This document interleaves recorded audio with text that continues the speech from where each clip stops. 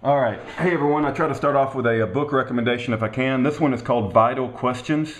Vital Questions by Philip Stott.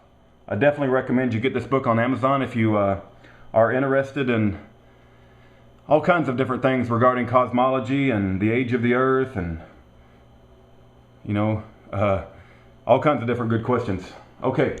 Anyway, let's put this camera back on that kind of focus. Balance, there we go. All right. Okay. So it's been a few interesting weeks around my house. I had the septic system back up. I had to get it emptied, and there were some plumbing issues. I had all kinds of plumbing issues, foundation problems. There was an old pull in the house when I got it, and the pull's just falling apart, and the pumps are breaking. The garage door springs have broken. I don't watch the TV, but our TV broke, so that really doesn't matter. Except I use it to put in DVDs when I do my workout. So it just seems like everything around here is breaking. I got mechanical problems with my truck. I need to get the engine rebuilt. I think I got a crack in the head. What else? I could go on and on and on. I mean, it's just, I had the water heater upstairs break. A week later, the water heater downstairs broke, and so I got to get both the water heaters replaced. Of course, the yard needs to be mowed all the dang time. That's never ending. But anyway, enough about all that. But it's just been absolutely crazy. Just to maintain a steady maintenance requires a lot of effort around here. But anyway, okay, Sheriff Arpaio and Sheriff Mack. Okay, I just listened to a interview conducted by Carl Gallups with Sheriff Mack, and it appears that Sheriff Mack is a 100% hardcore birther now. He 100% knows that birth certificate is a forgery, and he said that his personal opinion is that he's not an American, that Obama is not an American citizen. And so I was pretty rough on Sheriff Mack in an earlier video I made where I went and saw him speak in Lucas, Texas. I would say that Sheriff Mack came a long way today to redeeming himself in my eyes, just coming out and stating in that interview that he believes it's a 100% forgery, as we all know that it is, and he believes that Obama is not an American citizen. That's his personal opinion. And so I'll say that he came a long way in redeeming himself. It's better late than never, right? It's like 5 years too late, but at least he's the type of man that once he's shown the truth, he does seem to be honorable and to come out to come out publicly and to say that he was a scoffer in the beginning, but now he's been convinced by some of the evidence, I guess, by Mike Zullo. I want to eventually get in this video to a point why this is an important issue, because I'm getting tired of people telling me this is not an important issue. And there are some of us birthers that have been fighting this 4 years or longer, right? And there's going to be a huge fight. See, this is the biggest scandal, the biggest lie, the biggest conspiracy that's ever been put on the country of America. And so you're going to see people jockeying for positions to get credit, and I could care less. I just want the truth to come out. And let me say this, I'm gonna lay all my cards on the table. You guys always know that I lay all my cards on the table, and some of you guys don't like it when I do that, because yes, I just lay my cards like I didn't know you held that card, Rudy. I don't like that. I generally don't like law enforcement officials. Man, I know as soon as I said that, I can see some of you like already mad at me. My whole life, my experience with law enforcement officials has been negative. I mean, not one time have I ever thought to myself, I sure am glad a law enforcement official has interjected himself into my life, because it sure did help me out. Not one time. Every time it's been negative. When my first wife died, Sheriff David Burns, who's the sheriff of Kaufman County, came over to my house with Sergeant Susan Monroe, and they treated me like I was a criminal. When Pamela came home to die after being diagnosed with cancer and was basically sent home to die, and I called them and gave them a heads up, right, a week before, because the doctor said things didn't look good. But they still treated me like a criminal, and I'll never forget that. I'll never forget them coming into my house and treating me like a criminal and doing some of the things that they did. And I would have, you could pay me all the money in the world. You could, I would never have treated them the way they treated me after my first wife died. I would never do that to another human being the way they treated me, and it's hard for me to forget. And so I have a natural distaste for law enforcement officials. But I got to say that when somebody does something right, even if they're a law enforcement official, I got to give him credit. And when Carl Gallups interviewed, he's an ex-law enforcement official too. When he interviewed Sheriff Richard Mack, you know, I got to give him credit. They seem to be honest and trying to do the right thing. And Sheriff Richard Mack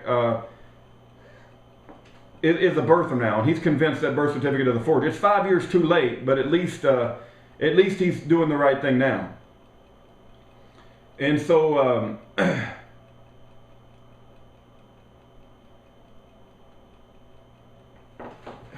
you know, some people, since this thing has started many years ago, and it's something that I think about every day, my wife thinks about every day, I'm sure, you know, I could name off all the previous birthers, you know, that I have a huge amount of respect for. Pastor James David Manning, Orly Tates, Commander Kirchner, Lieutenant Colonel Terry Lakin, Darren Moran. I don't know if you guys remember him. Darren Moran kind of reminds me of Adam Kokesh, because Darren Moran came out and made a video, I'm going to march down to Washington, D.C. and arrest the president because he's illegal. And then you didn't hear about Darren Moran anymore. It's kind of like Adam Kokesh. I'm going to do a march on Washington, D.C. and I'm going to do an armed march and march across that bridge. And he gets a lot of publicity. Alex Jones talks about him. Gets tons and tons of people publicity. And then it comes down to it and he gets a little pressure. Well, I guess I'm going to change my plans and I ain't going to do that anymore.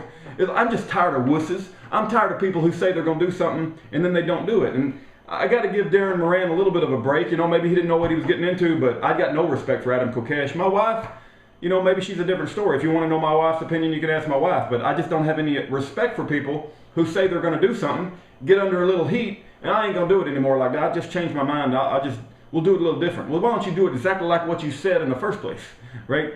I'm tired of people, you know, like Donald Trump. I got no respect for Donald Trump. You say, well, he was a big birther in the beginning. Where is he now?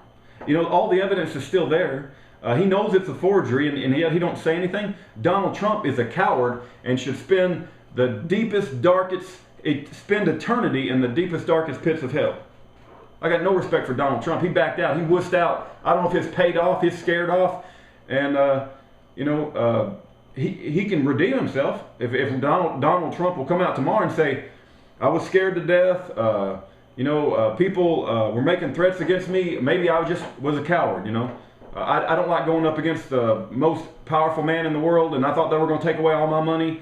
But I've done some serious thinking about it, and that birth certificate's a forgery, and I need to tell the truth no matter what happens. Then I would have a lot of respect for Donald Trump. The chances that happen is about equal to the chances of hell freezing over, right? Because Donald Trump is a coward, wussy, sellout, who I got no respect for whatsoever. But if he did do that, hey, I'd come on and say, good job, Donald Trump.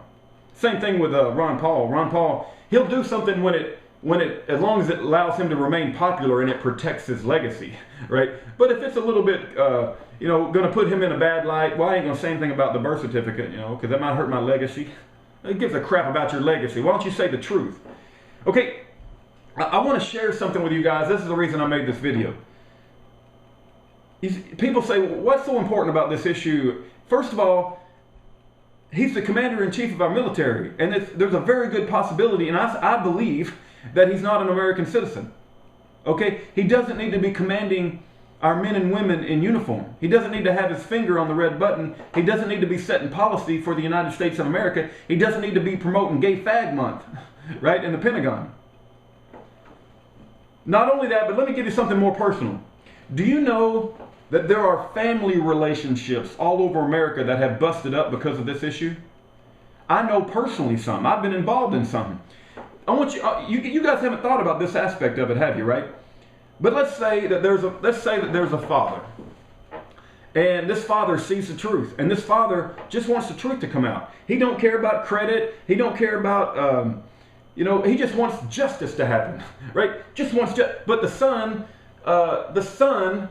will say, well, hey, Dad, I think you're a little crazy. He did release his birth certificate. It's been accepted by Congress, and some folks in Hawaii said it was good, right? And maybe you're just a racist, Dad.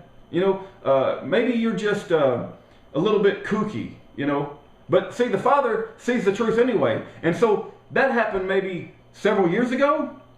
And then what amount of money do you put on a relationship with your family member? What amount of money can you put? Can you put $1 million? Can you put what kind of what would get those years back? Because a family relationship split up over this. Because the son couldn't see the truth, went with the mainstream, and the media covered up. But the father saw the truth and wasn't going to let go. And now all of a sudden, you've lost 2 or 3 or 4 years of a family relationship, and you don't know if you'll ever get it back. Because the mainstream media made the people, the birthers, the mainstream media made the birthers out to look crazy. See, there's consequences when there's lies that are propagated by media and lies that are propagated by Congress, and when there's consequences when people like Donald Trump and Ron Paul don't come out and say the truth. And they know the truth, right? The consequences are you could lose some of the most valuable things in your whole life. You could lose relationships with your family, right? Because you're the type of person, you're just built in a certain way, and I would apply that attribute to birthers. Birthers are built in a certain way that they just want justice, and they want the truth to come out. And so you say, why is this an important issue? It's an important issue for a lot of reasons, but one of those reasons, and it's a very valid reason, is we need a vindication of the people that have been saying the truth all along, right? We need vindication of the people that have lost family relationships, that have traveled over this country to go to certain protests, that have spent a lot of hard-earned money to say the truth, and have taken on a lot of ridicule and a lot of scorn. And I want to tell you guys something, and this got me in trouble one time before, I'll say it again.